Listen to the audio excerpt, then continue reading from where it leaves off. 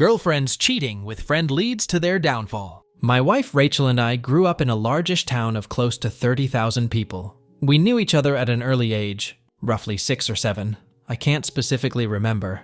We were practically inseparable. At 16, we started dating each other. When we turned 18, we moved away for work in a city just a few hours' drive away. By 20, we were married and had bought our first house. At 22, we discovered that she was pregnant with a boy. Then, disaster struck.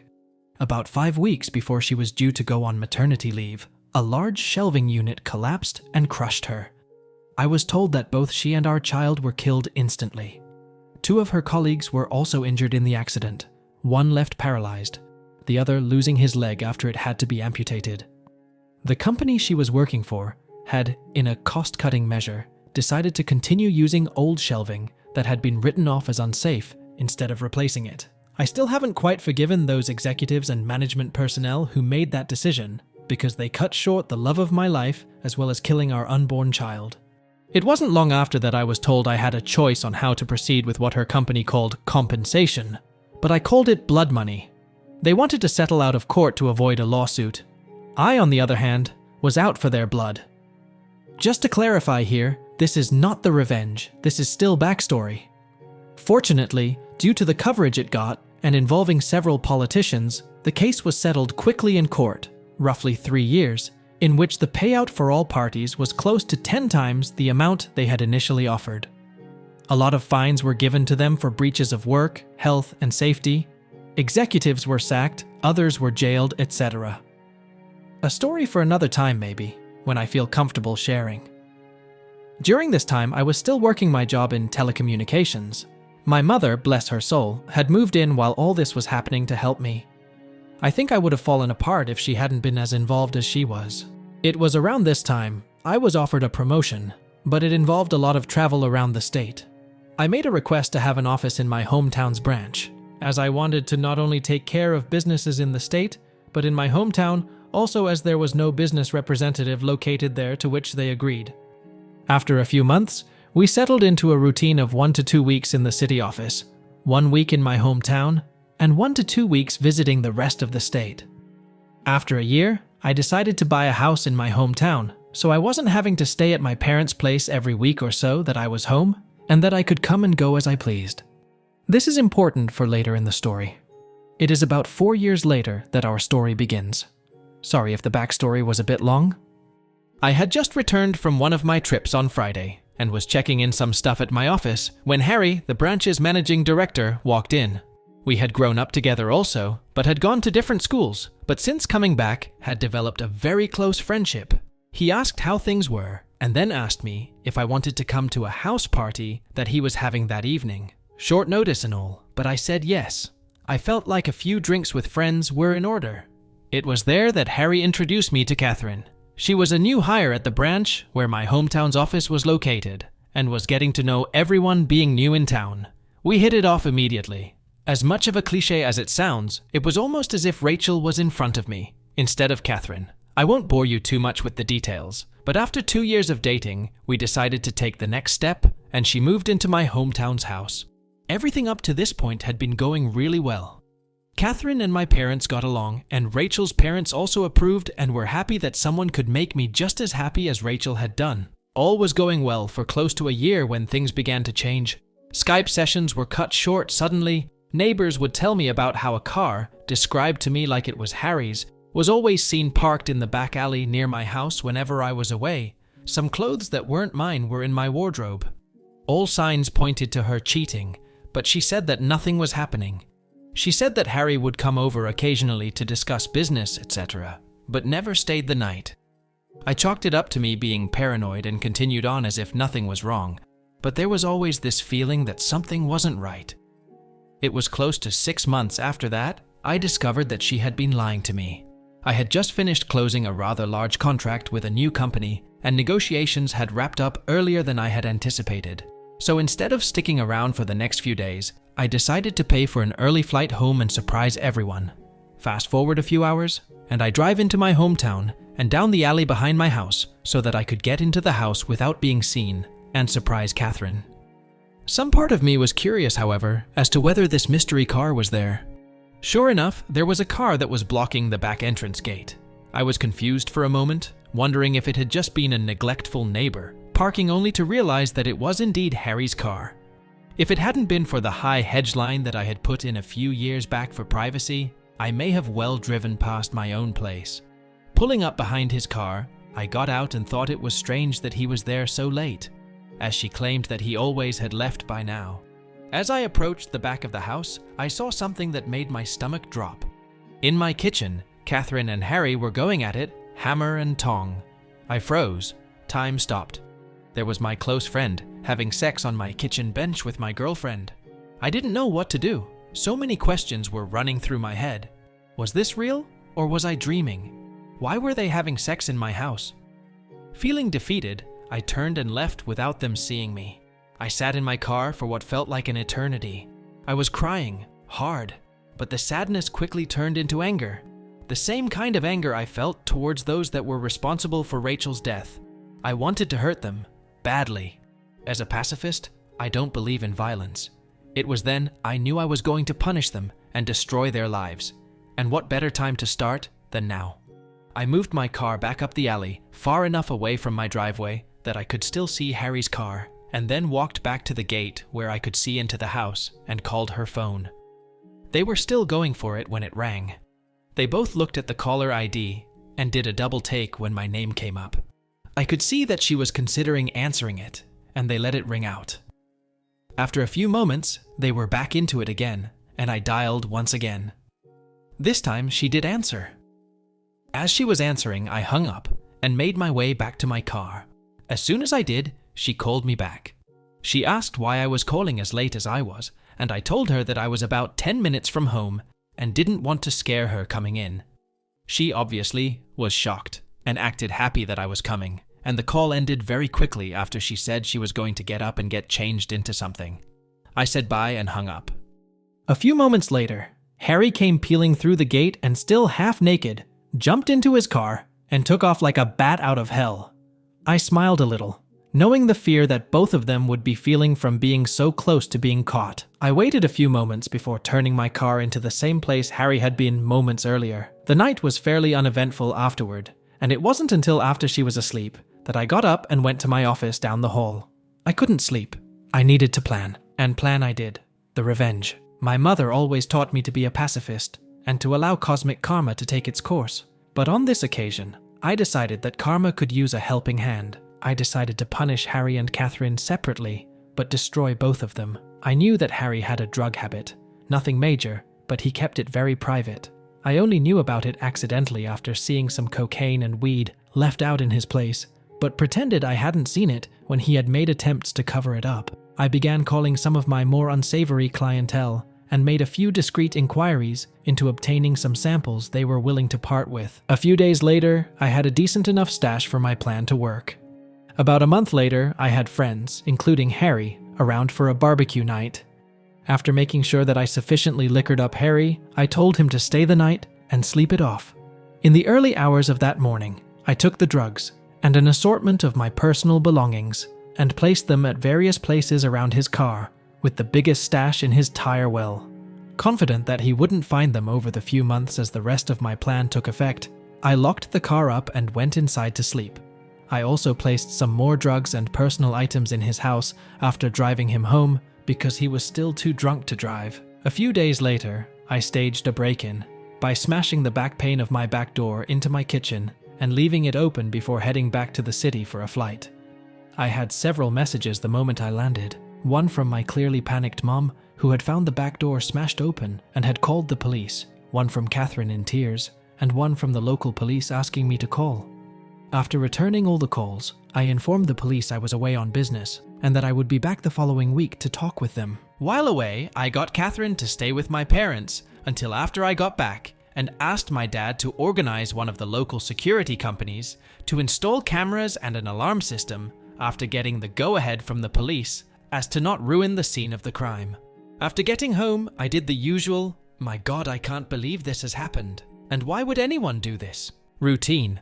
After doing a thorough check of everywhere, Finding that the items I had taken were missing and filing a police report, I had the security company's rep talk Catherine and me through how the cameras and alarm system worked. Then came the question I had been waiting for. The question of what happens if we are doing some business and don't want it recorded. She acted a bit shy asking this question, but I knew exactly the reason she was asking. He assured us that this was a question he got asked a lot, and we were shown on the home computer, if we wanted to be doing things without it being recorded, how to stop the recording for certain cameras, so that we could protect her modesty. As I was walking him out, I asked him if cameras were turned off. Could a notification be sent out, just as a security precaution? He came back in and helped me through how to set up email notifications and left shortly after. Fantastic. All I had to do was wait. At this stage, I approached legal advice for some help in relation to couples law in my country. I needed to make sure that my upcoming plan could legally be done, and that I would not be forced to pay out any money or equity to Catherine, as I didn't know if we were classified as a de facto couple or not. Being the sole beneficiary of Rachel's estate, I didn't want to be left with any nasty surprises where Catherine could take any of the estate away from me.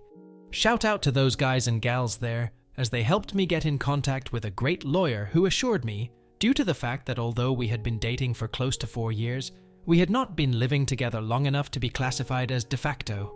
And because I was paying all the utilities on the property that she was living in and didn't pay rent, showed that she had no legal standing to make a financial claim against me. Just to be sure though, he drew up what I felt was a pretty ironclad document just in case there was any legal trouble. The following week, my work approached me and offered me a promotion to move back to the city and run the team that I was a part of, meaning I wouldn't need to travel as often and be in one location, and due to the success of being located in my hometown, that they were considering having 3 to 5 representatives spend 1 to 2 weeks in the larger surrounding towns, including my hometown as a part of my team. I said yes, and began the process of beginning my transfer, which would take about 6 weeks. Perfect. More than enough time to gather all my evidence. Upon getting back to my hometown the following week, I began to start in motion the rest of my plan. I asked Harry to approve 1 week's worth of vacation for Catherine for 2 weeks' time. I wanted to send her and a friend or two away on a retreat before I made the biggest decision of my life for a second time. He jumped up and gave me a huge hug, congratulating me on being prepared to take the leap again. I hugged him back tight, but not the way I think he imagined it at the time. He agreed and blocked out the week for me. I asked him not to say anything to anyone, as I wanted to make it as big a surprise as I could. I knew that it would spread like wildfire around the office regardless, but that was my plan. That night, I told Catherine that I had booked her and 2 friends to go to a tropical spa resort, all expenses paid for a week. No questions asked, pick 2 friends, and come back to the biggest surprise of her life. She screamed like a kid who had just been told that all the candy in the shop was hers to have. I then told her that the following week I was going to spend it in the city, preparing for a large client who was one of my biggest accounts and needed some people in my team to help before flying out the following week, and I wouldn't be home until the Monday that she was leaving, so I wouldn't be able to see her, which seemed to disappoint her, but I told her it would be worth it when she returned. What I failed to tell her was that I had decided to take 2 weeks of vacation on the other side of the country, mentally preparing myself for the storm that was about to erupt the moment she stepped foot on the plane, as well as enjoying my first stage of freedom. On Sunday, 2 weeks later, I flew back and began driving home. Once getting there, I did a quick pass by my house, and sure enough, Harry's car was there. Like the first night I had caught them, I parked a little way back and checked the cameras, asleep in my bed. No surprise, honestly, as I had recorded them constantly do this over the 2 weeks I had been away. I then made my first call to the police blocking my caller ID. I told them that I was one of my neighbors and saw someone hanging around in their car in the alley behind my house and occasionally passing something through windows to passing cars while also looking into my yard, and I was concerned that they were dealing drugs and or going to break into someone's property. I gave them his license plate and description. They said they would have someone there in a few minutes, so I thanked them and hung up. I then called Catherine and told her I was about 10 minutes from home and that I knew she was flying out tomorrow, but desperately wanted to surprise her. Looking back at the footage now, I laugh at the commotion that I am surprised I didn't hear. In a few short seconds, Harry was half dressed and flying out the back door to his car. At that point, I couldn't have asked for a more perfect scene. As Harry was peeling away, one of the police cars rounded the corner behind me, saw Harry driving away fast, and gave chase. After pulling in, greeting an excited Catherine, and doing all the couple things, she fell asleep again. I, on the other hand, couldn't sleep a wink. The next day, her and her friends were bundled into a car. After they drove away, I had to wait a few hours, but I began to execute my plan. I called my friend who was a removalist and apologized for the late notice, but needed my place packed and moved on Friday. After agreeing on a time, I told him that he would need to take certain boxes to a storage facility, which he said wasn't an issue. Then I began packing Catherine's belongings. Later that day, I got a call from the police asking me to come and identify some property that they had apprehended from a suspect the previous night, which matched the description of property I had reported stolen. I grinned to myself, happy that my plan for Harry had come to fruition, and replied that I would be there shortly to collect it. Of course, when I got there, some of the items were still unaccounted for, due to the fact that they must have still been in his house and they hadn't searched there yet. By this stage, the town was buzzing with news. Events in my hometown don't stay secret for long. Harry was disgraced and promptly fired for his possession of drugs and stolen property, and our respective bosses on behalf of the company had extended a formal apology towards me during the week. That night, I went to my parents' house and told both mine and Rachel's parents what had happened, omitting certain details, and that I was moving back to the city after being promoted, but Catherine wouldn't be a part of it. They were pretty upset initially that I hadn't let them know what was going on, but were happy that I was handling everything maturely and hadn't sunk to their level, though they didn't agree with ghosting Catherine. But after some drinks, laughs, and tears, I went home. On Friday afternoon, after a busy week of organizing cleaners for the following week, the real estate to put my house on the rental market, and various other tasks at my hometown's office, I packed some things into my car and drove to my parents' place to say goodbye before the drive. Before leaving, I went to Becky's house. Becky had been one of Rachel's closest friends growing up. She was the only other person who knew what was happening, minus the details about Harry. Without her help, I wouldn't have been able to organize everything as quickly as I had. I gave Becky a large manila folder with my gathered evidence of Catherine's cheating, as well as the letter and a few other legal documents from my attorney stating that she was ordered not to contact me, and the details of how to access her belongings located at the storage unit I had rented out. After a quick goodbye, I left and drove back to the city. On Sunday, I woke up to several missed calls, voice messages, and text messages. Turns out, Catherine had come home early after being alerted to something being afoot in town, only to find an empty house and a for rent sign out front. Freaking out, she had gone to my parents, who closed the door on her the moment that they answered, forcing her to call everyone, until she managed to somehow be contacted by Becky and told that she had a package for her. I was told that she didn't take too well to that, as I fully well knew at that point from the numerous angry texts and voice messages from her accusing me of setting up Harry, of being deceitful, etc. I was worried that she might show up at my front door, but nothing ever happened. Update 1. So one of the questions I keep getting asked is what happened to Harry, why I was so hard coming down on him, and why I would incriminate myself, especially on the internet. After making some inquiries back home to some friends, the short answer is, Harry is looking at a few months in prison, as it's his first offense, but could be out sooner, and I felt that it was necessary to the story. No one other than myself knew what I had planned to do with Harry, which is why I omitted quite a few crucial details that had the potential to truly identify me, as well as change up some of the descriptive language about locations to potentially put this story anywhere in the world. Just for clarification, there was already more than enough evidence in his own home. I just provided the means for the police to further investigate his activity in his home. That being said, I don't regret doing what I did to him, as he knew both Rachel and me growing up, and knew how hard it was for me to pick up my life after she died. For those also asking if I am worried about Harry finding out and pointing the authorities in my direction, I know that he doesn't use Reddit. I know Catherine has an account, but I haven't seen any recent activity to state that she has been on in some time. As for other Reddit users, who knows? Most of the people I am friends with on my main account may recognize this story if they come across it, but as for their browsing preferences outside the subreddits that we frequent on, I can't say. As for Catherine, people have questioned why I didn't do more to her, or why I stuck around for as long as I did. Honestly, I almost did kick her out after a few days, but I wanted to gather evidence and show proof of her cheating so that everyone she knew would know what she had done. She is a major socialite, her words, and I knew by exposing her, it would kill her reputation. As for what happened to her, I have been told that she moved to another state just recently after being transferred.